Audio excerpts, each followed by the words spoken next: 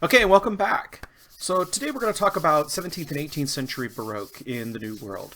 Again, the focus is going to be on predominantly Mexico and Peru because those are the centers of artistic production.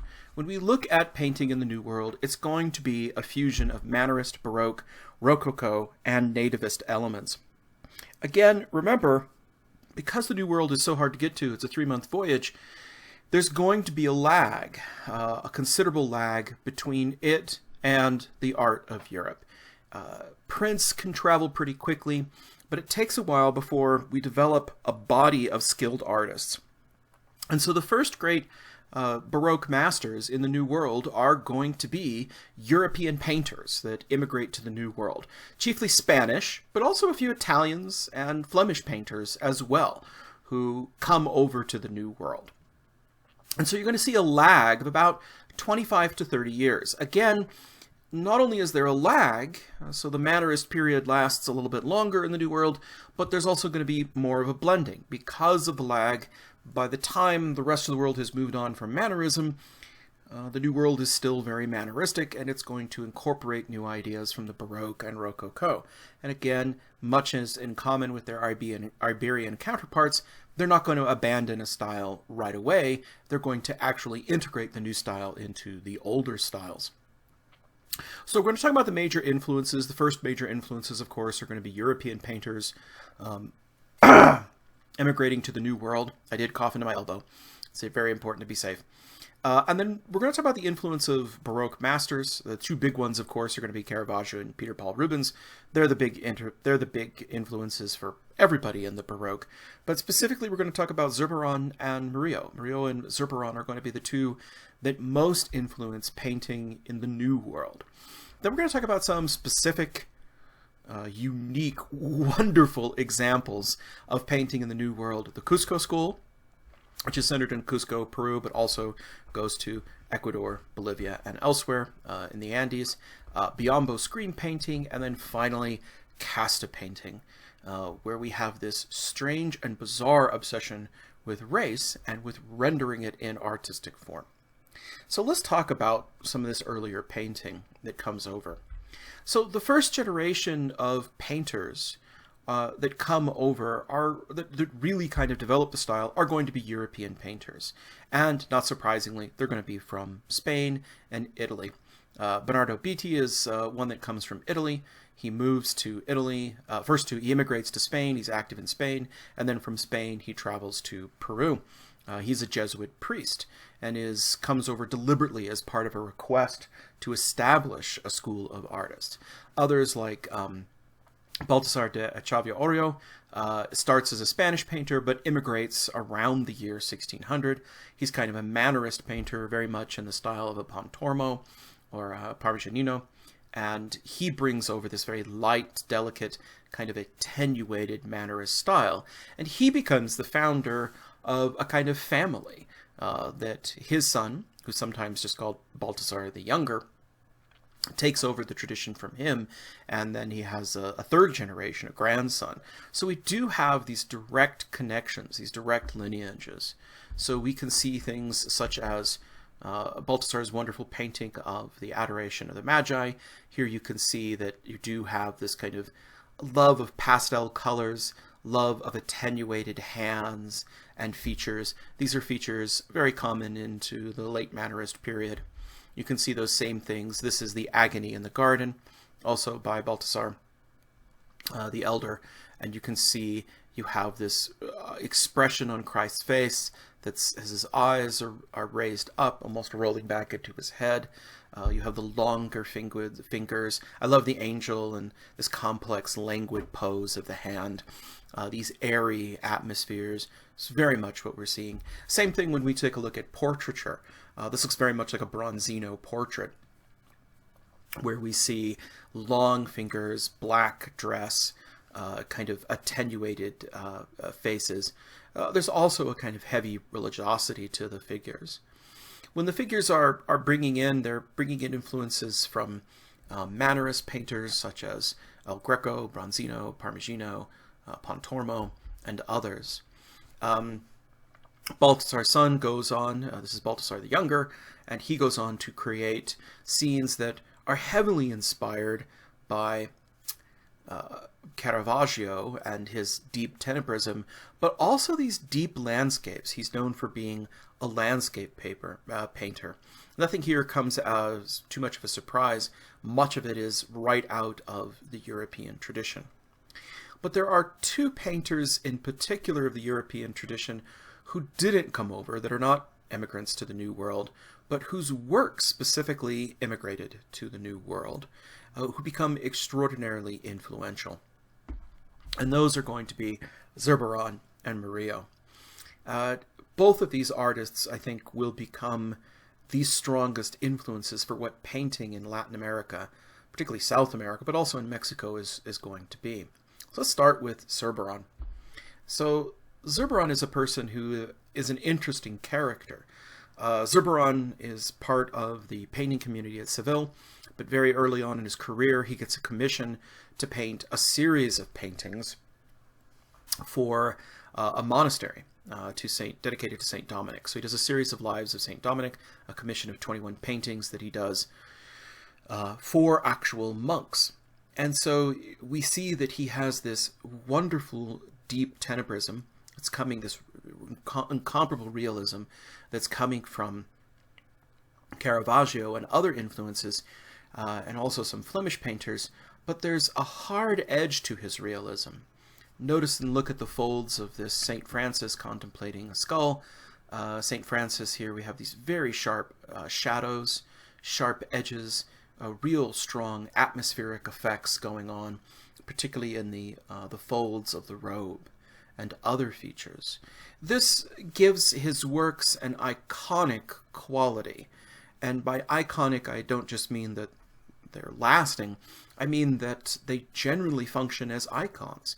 It's important to note that many of the first paintings he made were literal icons. That means that they were meant to function in devotional worship and devotional practice.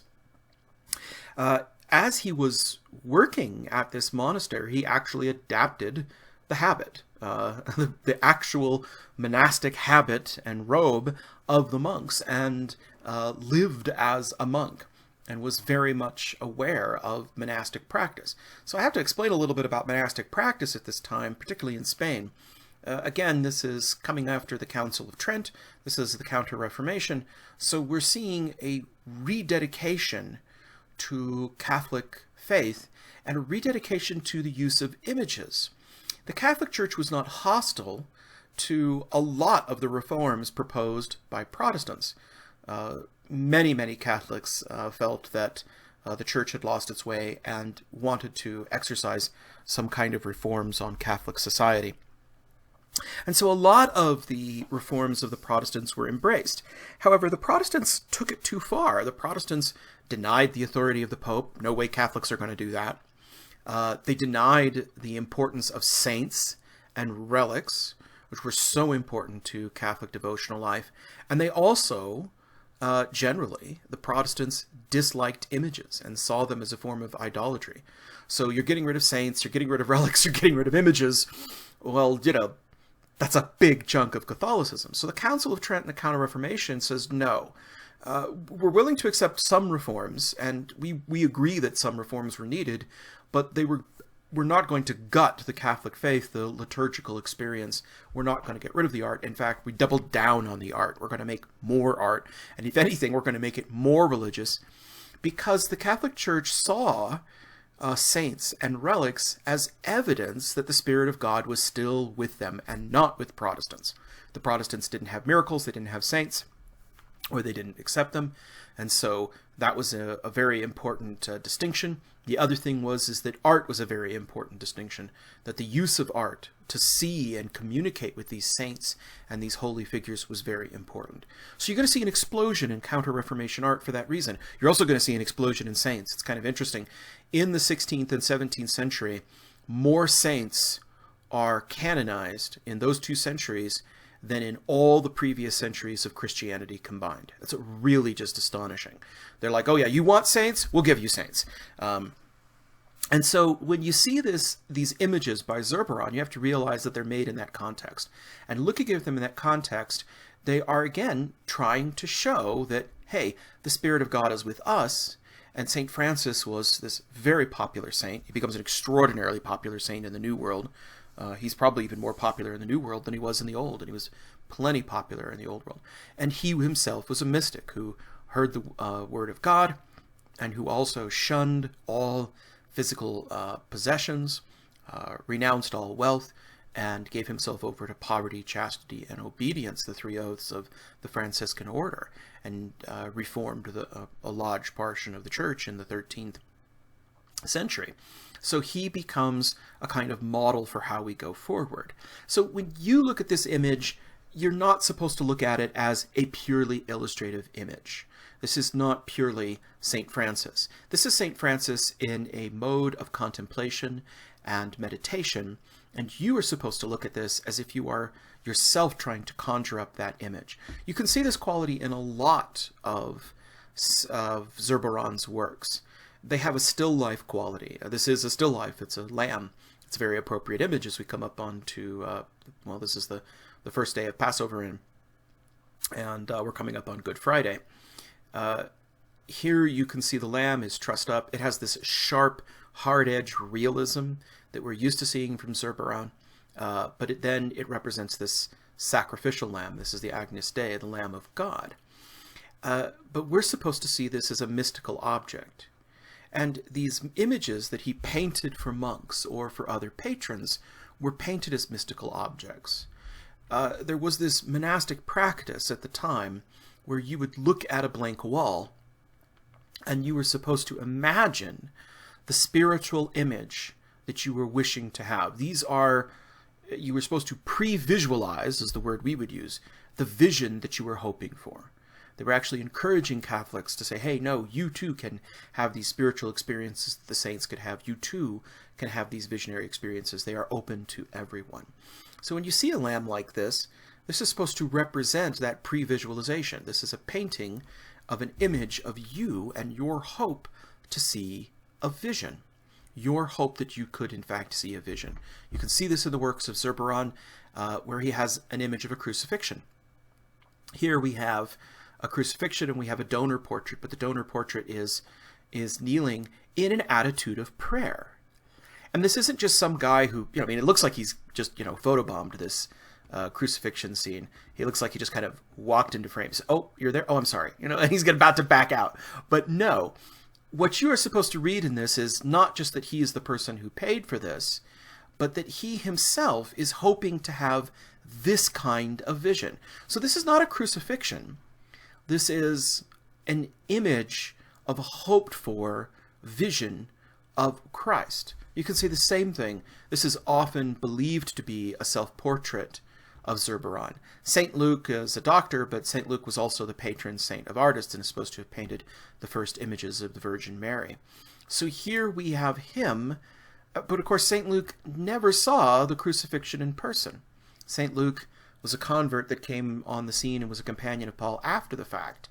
So when you paint a picture of St. Luke seeing the crucifixion, there's this clear implication that this is a vision. That this is not St. Luke seeing the actual crucifixion, this is seeing a vision of the crucifixion. And likewise, you, by looking at this picture, are seeing something like a vision of the crucifixion. You yourself are supposed to imagine this crucifixion and see it, and see yourself as an adherent in the picture. And so whether these are donor portraits where the donor has himself placed in the presence of Christ, or where Zurbaran, in the guise of St. Luke, sees this, or whether it's St. Luke, these are all visionary kind of portraits and paintings that make these, again, more iconic, that is, more like devotional icons and less like religious narratives. We also see that he paints a number of paintings that have this same kind of quality. One of the ones is the Young Virgin, where you see an image of the Virgin doing her needlework. She is all of the things, the still life elements, the roses, the lilies, the surrounding heads of putti or cherubs, all of these symbols, the vase, all the various flowers. Every single one of them has a kind of a symbolic content. And here is the Young Virgin, Mary, dedicated to her needlework indicating that she is a very pure individual, that she has this great destiny ahead of her. And you, as a person looking at this, are supposed to look at this and imagine and see this kind of idea and imagine it in that regard. We see the same kind of things when we take a look at this scene. This is another scene, looking very much like a virgin, but is known as an allegory of charity, where we see a character, these elaborate draperies, looks out to the viewer, holds a flaming heart, dove of the spirit. All of these things indicate that these are more than just pretty pictures. These are devotional objects. And here's where things gets really interesting. Like many artists of the Baroque period, Zurbaran had a large workshop, and he actually started to suffer in his career. Halfway through his career, tastes changed. They changed because another artist came on the scene, Murillo. And because the artist came on the scene, his kind of hard-edged realism, his devout kind of mystical imagery became increasingly less popular, and people started moving over to the softer, more airy kind of depictions of Murillo. So he needed to find a market. He absolutely was kind of stuck, but he had a big workshop, so he started making paintings deliberately for export. And where were they exporting these paintings? Peru. They were exporting them to Peru. So there's quite a few Zurbarans, original Zurbarans, in the New World.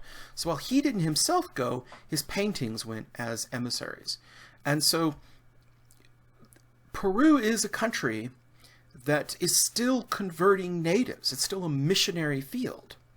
And if you are a Jesuit or a Franciscan monk who has this tradition of these kind of devotional images, and you see these images come over and you bring them, you're going to use these in the conversion of the natives. And you're going to try to encourage them to feel or see these same kind of experiences. So a lot of the qualities of Zurbaran will translate over into the New World paintings. And a lot of the artistic qualities. Murillo, on the other hand, is going to be noted for this very soft style. In fact, he's going to be incredibly influential on painters like Greuze and Gainsborough. He's influential on the Rococo. Although technically still a Baroque painter, he's very influential on the Rococo because his characters have a very gauzy softness, a wonderful painterly style. There's also an incredible quality of candor. We see this in everyday genre scenes as well. He's very famous for painting scenes of the Madonna. And you can see that there's a kind of, some might call it saccharine criticizers. Roger Scruton criticized Murillo once as being fake and saccharine, and that was it. I was done with Roger Scruton. Roger Scruton he's passed away recently, so maybe I was like, he was one of my favorite philosophers of aesthetics and arts, but man, you come after Murillo, I'm done with you. But you can understand what he means, is that there is a kind of artificiality to it, but the artificiality is in these ways towards tenderness, to sensitivity. It is perhaps a little bit more soft and gauzy than real life. It doesn't have the hard-edged realism that, say, a Zurbaran has, but it gets this depth of feeling that the Zurbaran doesn't have because of its qualities. So he's very famous for painting these virgins, and you can understand why this quickly became a very popular style at the court and why Zurbaran kind of gets pushed to the side because of Murillo's rising star. And you can see this in his wonderful kind of depictions. This is the Immaculate Conception. This is the woman clothed with the sun, but, riding on the moon, although this is a bust portrait, so the moon is stuck in there. Remember, this is the exact same image of the Virgin of Guadalupe. It'll be a very important image coming forward. Have these wonderful little cherub heads, and I love the touches of hair around and the soft gauziness and the treatment of the hair and the drapery. It's really very beautiful. But he brings the same kind of sensitivity to everyday genre scenes as well, and he brings this into his religious scenes. This is one of my favorite Murillos. This is Holy Family. And so what you have is a little dog here, and the dog is playing with the bird, and you get the sense that the Christ child is preventing the bird from coming to harm from the dog. And then in a very wonderful kind of inversion, usually it's Christ child and the Virgin Mary. And Joseph is kind of a second bit player. He's off in the background doing carpentry or something. But in this case, you have Mary is in the background, and she's doing spinning. You can see she's doing a domestic chores, and she's looking on, kind of admiringly, and it is Joseph. And notice that Joseph here is not painted as an older man. The Catholic tradition is that Joseph was an older man that had children from previous marriage, that he married Mary, and that Mary was a perpetual virgin, that they never consummated the relationship. And so he's kind of a stand-in and, a stepdad, but not considered to be a big, important player. But there was this change in doctrine at the time to where Joseph becomes a more important player and becomes an example of an ideal husband and an ideal father. And so you see him here directing the Christ child, getting comfort. And this is a touching scene. And notice how they're seated on the floor. This is a scene that is not all that different from what you would have seen in a home in the 17th century in Spain. And he brings all of these realistic touches and candor. And so it's not realistic in terms of maybe it's some of its airier painterly treatments, but it's more realistic in its treatment of the subject matter in a way that we hadn't seen before. Now this will become increasingly important, and you'll find out why, because Joseph becomes one of the patron saints of the New World. Joseph becomes a patron saint of Latin America for a lot of reasons, and so Joseph will go from being a bit player to being a major player.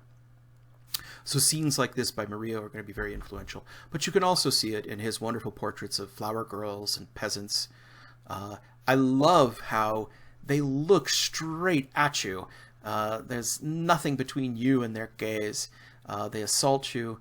The wonderful details, again, this wonderful soft quality of the drapery, the painterly quality here, and also his sense of humor. This is his Murillo, Two Women at a Window. This is a just trompe-l'oeil effect where the painting becomes like a woman at a window and they look out at you very frankly, and one of them hides her smirk behind her veil. So these kind of touching, candid, realistic treatments, these genre treatments will also become very popular. And as Murillo's stars rise, his works become very popular and we have more artists influenced by Murillo. So let's take a look at Mexican painting first, then go to South America. So when we first see Mexican painting, one of the preeminent painters that we know of in Mexican painting is going to be Simon Perens. And Perens is a Flemish painter, but he moves to Lisbon and Madrid and is very active there. But in 1566, it's very early, so this is even before Balthazar the Elder, he emigrates to Mexico. And here is one of his paintings, this kind of Saint Christopher scene. Christopher, of course, being the Christ bearer. So Christ is this story of Saint Christopher as a giant, and Saint Christopher is this terrifying character who goes looking for the most powerful master to be servant to, and he ends up carrying a vision of the Christ child. So this is a Middle Ages story. And he carries the Christ child across the river, and this is why he gets the name, the Christophorus, the Christ bearer. He carries Christ, and here he is, he's got a palm tree for a rod. But he's a patron saint to travelers and other figures, and all of these become very relevant in the New World. All of this counter-Reformation imagery becomes very, very relevant in the New World, because what you see is that these ideas of other cultures, and a lot of this early Christian imagery and counter-Reformation imagery is about conversion and about this new role that's coming. So it's very, very popular. We have a number of other artists that come after this as well. I'll go through them individually. Simon Perens becomes significant because he's the person who's responsible for painting the main scenes in the Altar of Forgiveness. This is this kind of interstitial altar that exists in the Metropolitan Cathedral in Mexico City. And it's a very complex legend about him finding forgiveness, which is why this has become known as the Altar of Forgiveness. And unfortunately, I cannot find any closer of an image of this painting than this one. But already we can see the kind of style that he's going to represent. He is one of these Renaissance painters who is moving into the Mannerist. You're going to see, again, attenuated fingers, strong classical imagery. Here's a good kind of point of reference. Here we have the Virgin Mary, and here we have Joseph. Notice how Joseph is shown as an old man, and notice that he's distinctly in the background. Very, very different than the depiction, just to refresh your memory, of Murillo's Joseph. And when we start seeing Josephs in the New World by painters, they're going to look a lot more like Murillo's paintings. But getting back to Perrins, so Perrins establishes a kind of Renaissance baseline, and looking very much like Flemish or Florentine styles. Our first true great Mexican painter is going to be Juan Correa. Juan Correa is a fascinating character because he is mestizo. He is mixed. There's even some indication that he might be mulatto. The difference between mestizo and mulatto, and you'll learn all this when we get into casta paintings, is that mestizo is you are a mix between an Indian and a European descendant, as a mulatto is you are a mix between something else and somebody of African heritage. Juan Correa is not only a mestizo, he's proud to be a mestizo. He declares his mixed heritage and doesn't conceal it. And it shows how really Mexico is a very, very different place than America. In America, the white populations displaced the native populations. The Cherokee tried to assimilate, and we booted them out and sent them on the Trail of Tears and sent them to Oklahoma. That doesn't happen so much in Mexico. In Mexico, the native populations integrate and assimilate to the new population and really become major power players. The predominant population. I mean, the Mexicans today are the descendants of the original native peoples, whereas most Americans today are not the descendants of original native peoples. So here you can see in the style this kind of tenderness and also the heavy iconographic imagery.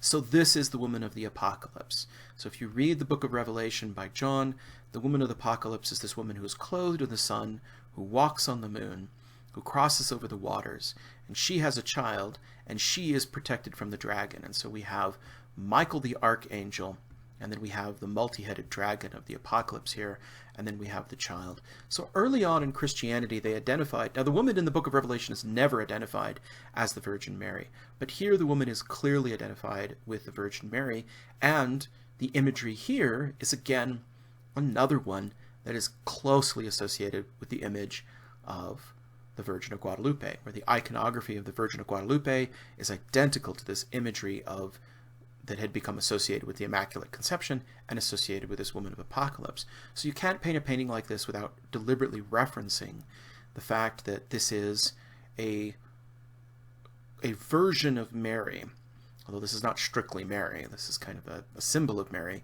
that has become associated with native ideas and native practice. It is a religious icon. The whole story of the women of the apocalypse is this story of a woman being taken into the hinterland. If you read the book of Revelation, she is taken away in the spirit, she comes back with a child, and then the dragon sends forth the flood to destroy them, but she is protected, and she is taken away. And so when you see the Christ child taken away, the implication is, well, where is the Christ child being taken to? The Christ child is being taken away into the wilderness. Where is the wilderness? Well, from the Catholic perspective, the wilderness is the New World. It is the world where the church is being taken. So there's all of these complex Counter-Reformation images here of the message of Christianity coming to the New World, and of Christianity finding a new world, new life in the world of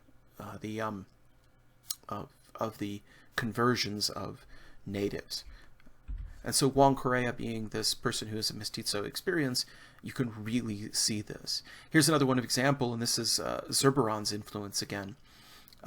Here in this case you have the Pascua de Maria. The Virgin Mary is here seeing the resurrected Christ. Christ is on a golden cloud. Notice that she is separate because she's sitting on the ground. So what you have here is, this is the banner, the triumph of resurrection. You can see this is the resurrected Christ because he has the stigmata, the 5 wounds in his hands and his feet. And it's another, again, not a real resurrection, but a vision of the resurrection. It has that visionary quality that Zurbaran was so famous for. Jose de Ibarra was also very famous for this kind of treatment. In this case, this is Our Lady of Mount Carmel of Guatemala. Again, in this case, Our Lady of Mount Carmel of Guatemala is wearing a native hat, and she presents a child, and she presents it to this nun, and in this case, this is the nun that saw this vision. Notice that she has this capelet. The hat and the capelet are features of native dress.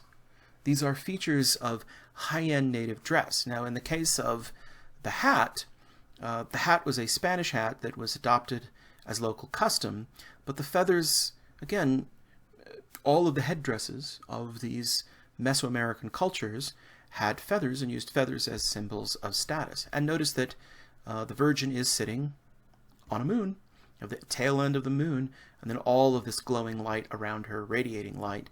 So even though this is Our Lady of Mount Carmel of Guatemala, and we have this, again, it's a relation of a visionary experience, she is referencing that Virgin of Guadalupe that comes in.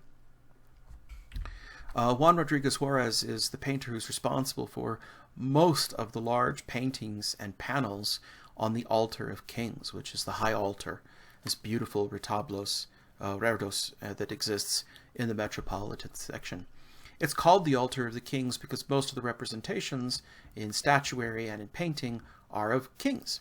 The big king being, of course, Jesus Christ himself, but also kings such as King Gregory, very famous kings from Europe, St. Louis, who was king of France, and others. And it shows how all kings are kind of subject to the king. And the subject matter here is, appropriately enough, the adoration of the kings. So here you have Mary and the Christ child and all of the kings from foreign lands. The 3 magi are coming. I wish I had a better image of this, but you have to take my word for it.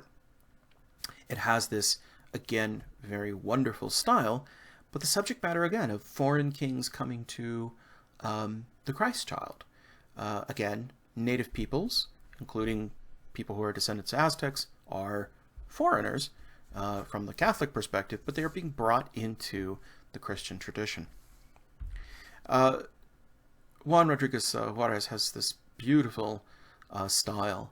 This is from 1702, so he's painting the end of the 16th century. Again, there's this 30 to 50 year lag that exists, and a wonderful kind of painted background, but here is the entombment of Christ as he's being laid in. So you can see the treatment of the softness of the brushwork around the faces, particularly in the face of Mary, the treatment of the softness of the clouds and the details. Here you can see the influence of Murillo coming in. But you can also see in his portraiture the influence of Zurbaran and others. So again, here we are running a little bit later than we would in the old world, the New World. But here we have the portrait of the Viceroy. So Juan Rodrigo Juarez. Juan Rodrigo Juarez is someone who claimed European descent, but all indications are that he was a mestizo as well.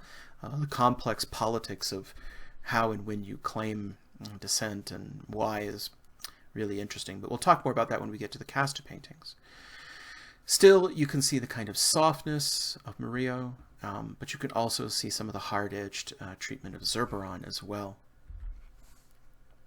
Villalpando, Cristobal de Villalpando, also painted in this way, these large kind of visionary scenes and creation scenes that exist. This one is a very famous story. This is the lactation of Santo Domingo, where in a visionary experience, Santo Domingo is offered the breast of the Virgin Mary. And so the Virgin Mary is sitting here pressing her breast. You can actually see the stream of milk that goes to his face, the sacred milk, the breast milk of the Virgin Mary, then having this kind of miraculous property. And then in it we see attendants of angels and other figures, and also all of the cherubs in heaven. So this looks very, very kind of almost Rococo in this regard. All of this wonderful, intricate detail that we come to appreciate from the French Rococo gets incorporated here. Again, still going to be a visionary experience. In this other example, you can see Moses and the brazen serpent. In this case, you have a wonderful scene that relates the transfiguration on Mount Tabor to the story of the brazen serpent. So, briefly stated, Moses, who is here, who's always recognizable because he's got these horns of light on his head. The story is that in the book of Numbers, the Israelites are plagued with fiery serpents, and they're dying from the poison. And so Moses has Aaron erect a bronze serpent on a pole. And all they have to do is look up at the bronze serpent and they will be saved. But many of the people refuse to look. And refusing to look, they die. So it's a kind of a test of faith. The bronze serpent then becomes an emblem of Christ being raised on the cross. And just to make that point clear, here is the cross. These are the armor Christi. These are all the various things, the nails, the spear, the sponge on a stick, all the things that were used to torture Christ, the flagellum, etc. And except in this scene, we see them all coming together.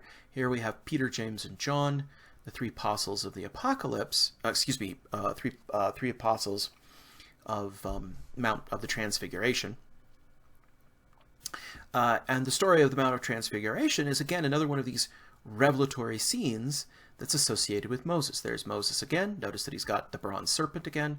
Also notice he has the horns of light on his head. And then we have Elijah over here. So this is turned into a mess. Let's erase all the ink. So what's going on here?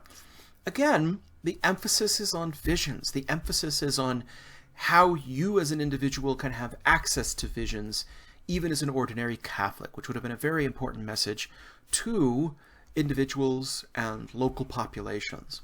So Cristobal here has painted a scene from the Old Testament that shows that all of the Israelites were capable of this miraculous healing if they just dared but look. And then here, this is analogous to this theophany. A theophany is a scene where God reveals himself as he truly is. And in this case, you have Christ being transfigured on the Mount of Transfiguration, Mount Tabor, between Peter, James, and John. And Peter, James, and John not only see him, they see Moses and Elijah. So this is a way of cueing them in to say, hey, remember that bronze serpent? The person who was telling you about that bronze serpent was Moses, and the person he was really referring to was Christ and the cross. He's the one that you look to for salvation. So Old Testament and New Testament scenes are blended together. Again, most of this is very European. It's not anything really challenging in terms of iconography. The iconography and the style is very European, but contextually, it fits into the Counter-Reformation and it fits into the conversion. The Israelites were people who were stubborn, who refused to look up at the bronze serpent and truly be converted. But if they had, they would recognize its true meaning. And so this is a message, again, to people of this time period. At this point, again, we're in the 1700s. You would think this would not, this is actually, late 17th century, early 18th century. I don't know the exact date on this one. I really should. But when you look at this, we're nearly 200 years past the conquest. You wouldn't think that the conversion would be the issue, but again, the conversion happens slowly, and this is a way of reaffirming for these people how important they are. Theopando also does wonderful scenes that are wonderful kind of historical spatial scenes that give historical kind of scenes. This is the view of a Plaza Mayor of Mexico City, but specifically this is a historical narrative that describes a riot that broke out at this time. And again, do you remember those manuscripts we looked at? Remember we talked about spatial narrative versus linear narrative? This is one of those spatial narratives. So while we do see broad kind of narrative scenes like this, notice how the perspective here is not quite right. there is a perspective, but we are given the opportunity to see inside buildings. We are given the opportunity of looking down into structures, almost from a top-down schematic view. And these things, not the vocabulary, not the details, not the iconography, but these broad structural things, this kind of understanding of space and narrative, these are the things that I think really do carry over from the previous era. But we got to keep going. So the next one, probably one of the most famous of all Spanish painters from this time period, from the early 18th century, would be, or even mid-18th century really, is Miguel Cabrera. And so here where you can see Miguel Cabrera is heavily relying on this sensibility that is purely Murillo. Murillo is the one that gives us these wonderful, soft Virgin Marys. Again, this is the Virgin of the Apocalypse, where we have suggested back here the moon, but behind her head, the sun, and then the stars. Stars are, again, another reference to the Virgin of the Apocalypse. But we also have lilies. In this case, though, everything is indicated that this is, in fact, the Virgin Mary. I even love how her dress, her neckline is pulled together to almost to show a cross over her heart. Really subtle stuff like that. So beautiful imagery. Here she treads on the serpent, indicating that, this is a reference to the line from Genesis that he shall have power to bruise her heel, but you shall have power to crush his head. That by Mary, salvation would come through Christ. And then again, the image of the Virgin of the Apocalypse, that this is the woman who is taken away into the wilderness and comes forth with a child. Where is the wilderness? It's the New World. And so this was ways of Native people writing the history of Christianity into their own tradition. But I love the airy gauziness of this. I think in the candor of this, you can really see the treatment of Murillo, the softness of Murillo, etc. So here we have the visitation, but notice the visitation here, we're starting to see something change, particularly in the iconography. So Mary meets Elizabeth, and usually that's the only people you get in the visitation. In the visitation, the story of the visitation is that Mary is cousin to Elizabeth. Elizabeth herself is experiencing a miraculous pregnancy. She in her old age was barren, but she's now going to give birth to John the Baptist. That's why you see Mary gesturing towards her womb, and you see them embracing.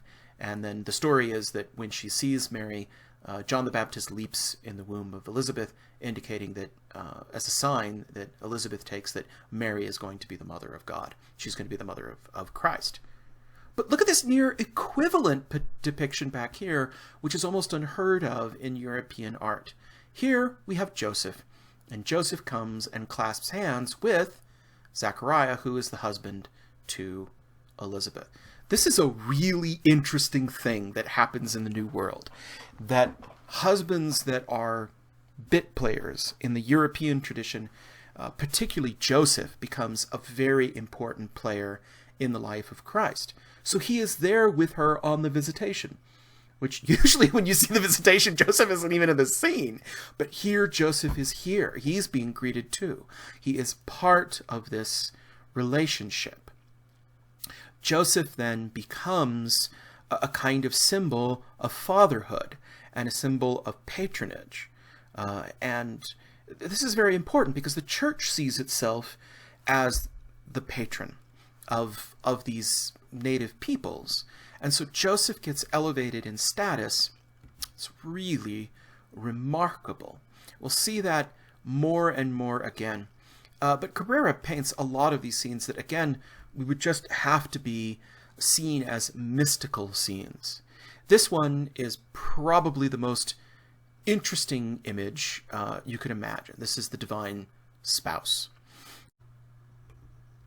So the Divine Spouse is really just a tremendous work of art. It's one of the more unique. It is full with Christological images.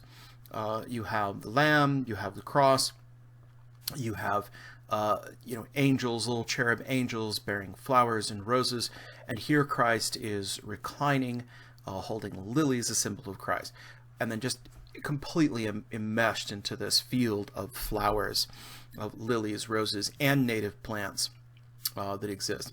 But the thing that just blows people's minds is, how are you supposed to interpret this? First of all, it's got that kind of "hey girl" kind of look to it that you can't get away from.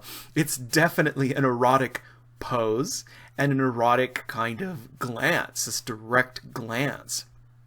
What is going on here? This is a mystical portrait. This is Christ as the divine spouse. Now, of course, I hope you realize that in monastic culture, amongst nuns, if you've ever met a nun, you might ask to see her wedding ring, because in a lot of nuns are, have a mystical marriage to Christ, that they are to be married to Christ. And in fact, this is a common metaphor in the New Testament when Christ speaks of himself as the bridegroom. He is there as the bridegroom. So this is an incomparable painting in many ways.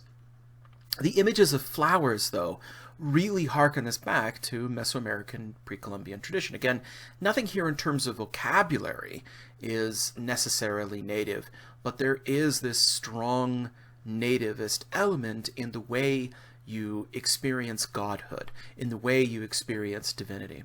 Remember also that in Mesoamerican practice, you have this concept of duality. Gods are kind of changeable, multivalent things. They become, they change gender even as necessary. And so this kind of imagery, this is again this mystical picture. So the mysticism of it, this mystical devotional icon, is very much indebted to Zurbaran, but the softness, the treatment of it is very much in line with what we would see Murillo do. And yet the concept with this mixture of nativist and other images to create a kind of almost erotic ideal of Christ as this kind of example of using romantic and erotic love as a way to demonstrate the divine love. Just absolutely incredible. I love it. Cabrera also does portraits, a whole series of these portraits. This portrait is a posthumous portrait. This was a portrait done of a prominent local sister who was a nun, who was also kind of later revered as a holy person. And so this again has an icon. She has this almost literal icon on her chest, indicating that status. Other portraits, more kind of typical portraits by Cabrera, are going to again keep in line with some Rococo ideals. Oh man, if you could ever overdo a beauty spot, this lady has done it. But notice she has the same kind of attenuated figures. She holds the fan, she holds flowers, she has drapery. So much about this is European, but so much about this seems to speak to the richness of life. In this case, notice the pearls. This really was a very, very rich lifestyle living in the Viceroyalty of New Spain. Here's another one of these kind of mystical portraits.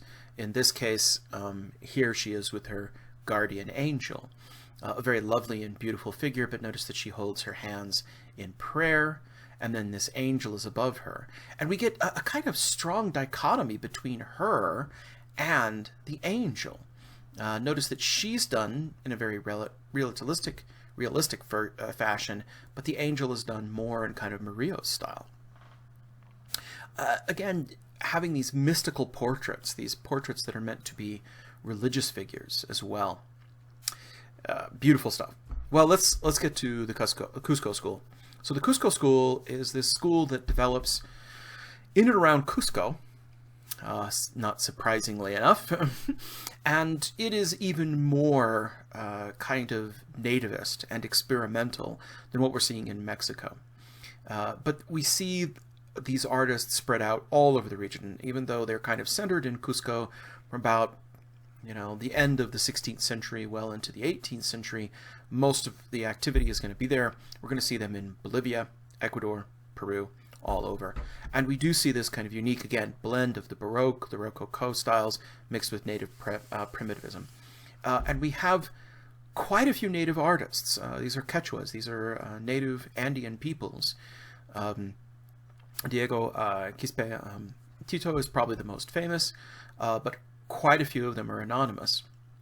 And there doesn't seem to be a lot of formal training. Rather, this is a kind of a group that develops around Bernardo Betti, who is this Italian painter and Jesuit who comes in. The largest collections of these paintings are going to be in Cusco and Lima, but there's many of these paintings all over the Andean zone, and they're very, very popular now. I saw a painting of one of these angels we'll look at that recently sold for a couple $100,000. It's really amazing how they're rising in price.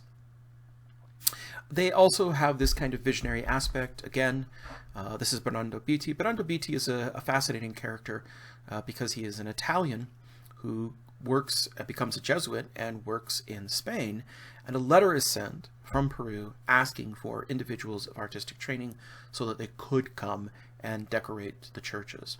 So Bernardo Betti is one of the first to actually make that trip, and so he is there, and probably the first formal instruction of artists in the New World in and around Cusco, Peru. And here we have another one of these very typical scenes. This imagery you see again and again and again. In this case, this is the woman taken from the Apocalypse, but here this one's called the Immaculate Conception, where it has the Virgin Mary clothed in the sun, but riding on the moon, and we have all of these other devices or emblems that exist around the figure that are all emblems of Mary and, of course, Christ and salvation as well.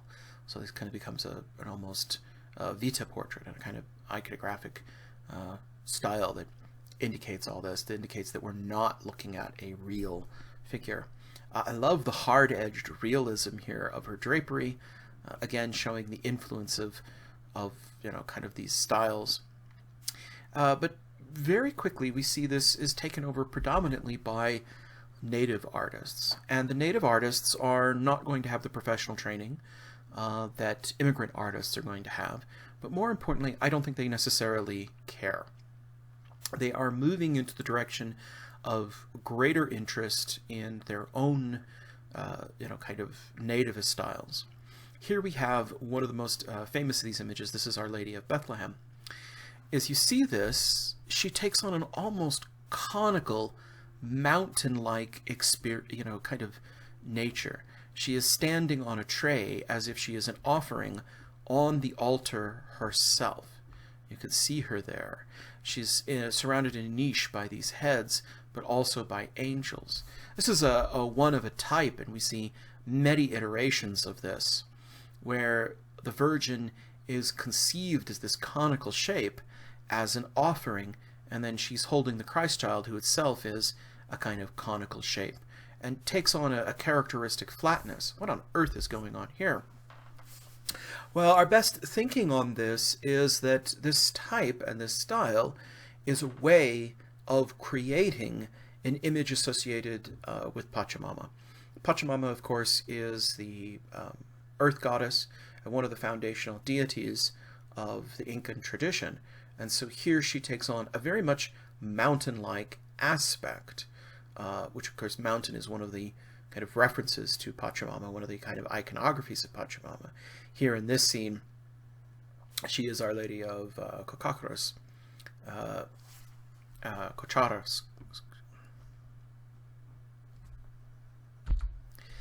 Here she takes on the form of a mountain, and she takes on this aspect of this identity while surrounded with the landscape and the scenery of the region, again kind of creating this spatial narrative. The most amazing demonstration of this is the so-called Potosi Madonnas. So Potosi, also known as the Cerro Rico, the rich hill, was a singular mountain in Bolivia that was found to be composed almost entirely of silver ore.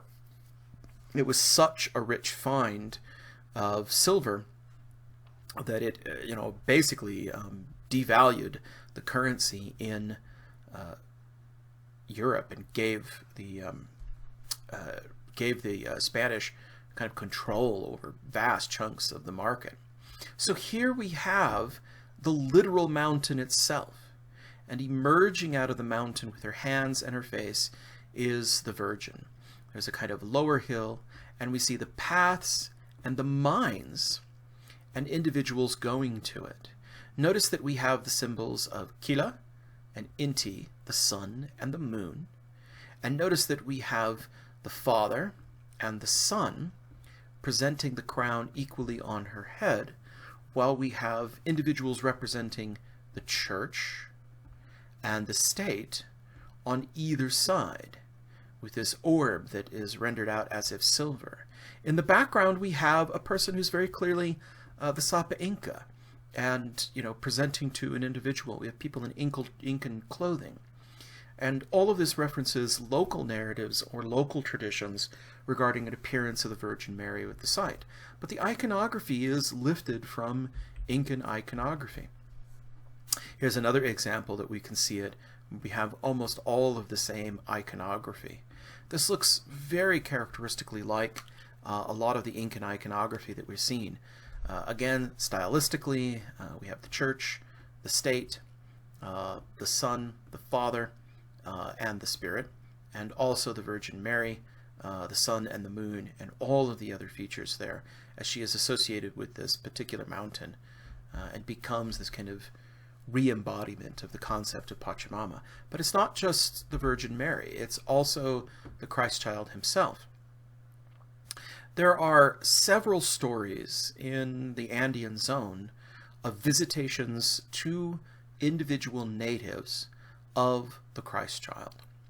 There's a couple of really complex stories. I won't go into them because it's too much to go into, where an individual is rescued by a Christ child, and the child is then later revealed by miraculous means to have been a manifestation of the Christ child. So we see depictions of the Christ child, again, presented on the altar, almost like an idol, surrounded by flowers, wearing traditional clothing. This is kind of Quechua clothing, this kind of almost poncho-like arrangement that we see. This hat that has the red fibers that comes down on the forehead, particularly with the feather. This is the crown of the Sapa Inca. So Christ is personified as the Sapa Inca. We see many iterations of these, with the crowns and representing his authority. This wonderful blending where we have very clear kind of nativist ponchos, but with other elements that are being added in as well. The Cusco School is really noted for this incredibly rich imagery. This is one of my favorite images. This is a conception of the Trinity.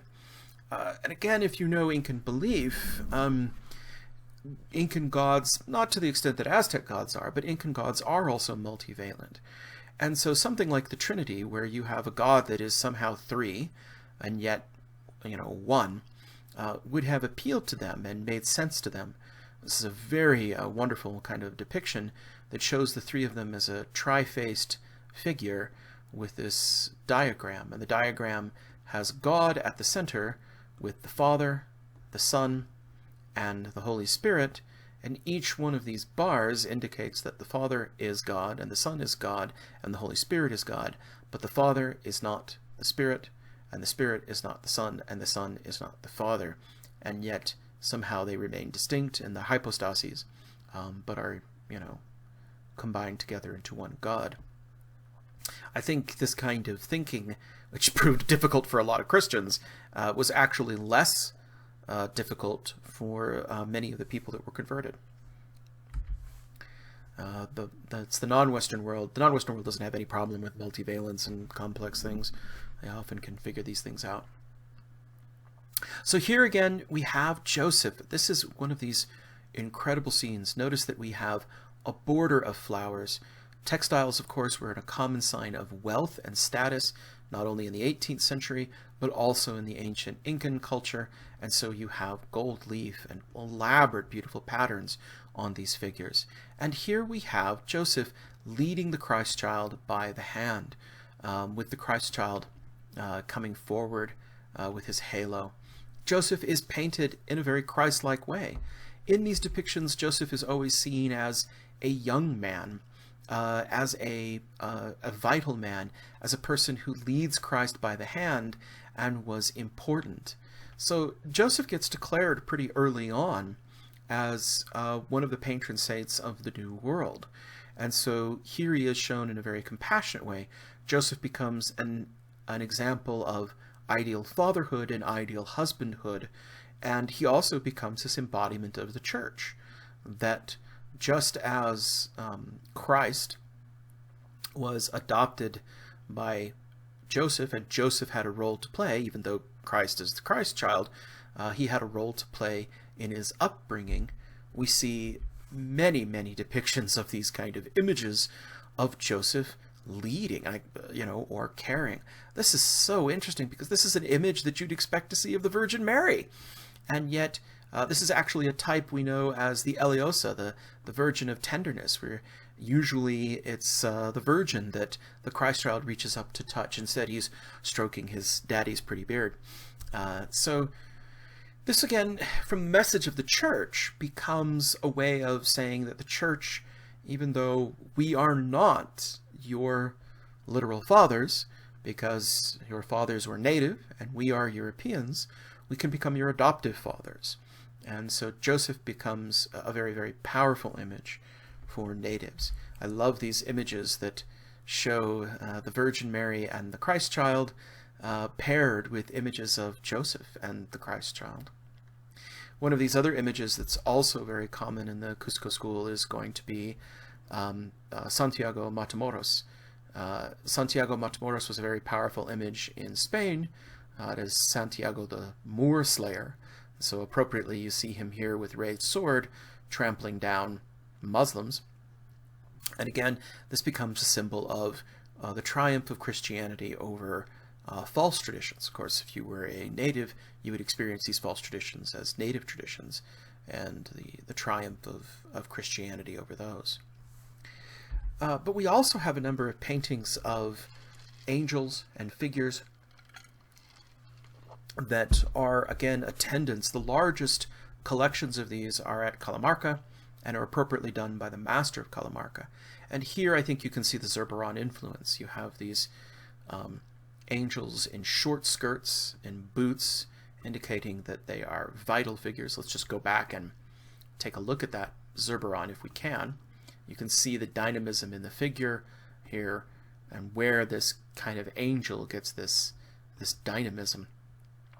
You have two series. You have one series of angels carrying flowers and blossoms, but my favorite are the Angel Arcabucero, which is the arquebusier angels, or rifle-toting angels, which is just got to be one of the coolest things I've ever seen in my life. I love these things.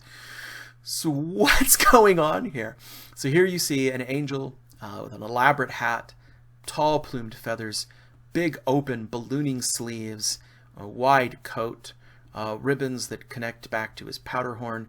He has a sword and fancy leggings, but most importantly, he's got a big freaking gun, a big, huge arquebus or matchlock gun. So what's going on here? Well, to the New World, weapons have always been imagined in the hands of angels, swords, spears, etc. You always imagine angels as bodyguards to the divine, and so weapons take on this aspect of power, this idea of the extension of power. And in the Old World, that idea had kind of become fixed.